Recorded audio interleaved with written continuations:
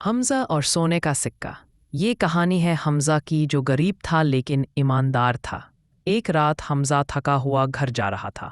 راستے میں اسے مٹی کا ڈھیر دکھا جس میں اسے ایک چمکدار چیز دکھی۔ اس نے مٹی کے ڈھیر میں ہاتھ ڈال کر دیکھا کہ کیا ہے، تو اس کے ہاتھ سونے کا سکہ لگا۔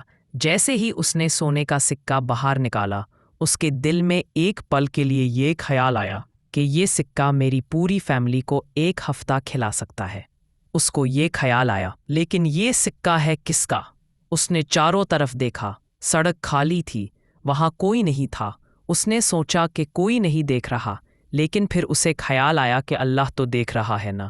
وہ گھر گیا، پھر رات میں سوتے وقت اسے سکے کا خیال آیا، تو اس نے اسی وقت فیصلہ کیا کہ سکے کو مالک کو واپس کرنا چاہیے۔ یہ بات سوچ کر وہ سو گیا۔ اگلی صبح بازار میں جا کر اس نے آواز لگائی، کیا کسی کا سونے کا سکہ کھو گیا ہے؟ ایک آدمی آنسوؤں کے ساتھ آیا اور بولا، یہ میرا تھا، میری بیمار اولاد کی دوا کے لیے۔ اللہ تمہیں جزائے خیر دے۔ اس آدمی نے شکریہ کے طور پر حمزہ کو آدھا پیسہ دینے کا ارادہ کیا۔ تبھی حمزہ نے مسکراتے ہوئے کہا کہ مجھ سے زیادہ ان پیسوں کی ضرورت آپ کے اولاد کو ہے۔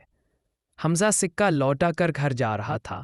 تبھی وہ دل میں سوچ رہا تھا کہ بھلے ہی اس نے سکہ لوٹا دیا، لیکن اس کے دل میں ایک امید تھی کہ اس نے اللہ کی رضا کے لیے یہ کیا۔ اس نے سوچا کہ کھلانے والا تو اللہ ہے۔ وہ اس امید سے گھر چلا گیا۔ کچھ دن بعد خبر ملی کہ بچہ ٹھیک ہو گیا ہے، اور وہ گھرانہ روز حمزہ کے لیے دعا کرتا تھا۔ سال گزرتے گئے اور اللہ نے حمزہ کو عزت اور دولت سے نوازا۔ جو سکہ اس نے اللہ کی رضا کے لیے چھوڑ دیا تھا، وہی اس کی زندگی میں بہترین برکت کا سبب بنا۔ سبق: جب تم اللہ کے در سے کسی کام کو چھوڑتے ہو تو اللہ ان دروازوں کو کھولتا ہے جن کا تم نے سوچا بھی نہیں ہوتا۔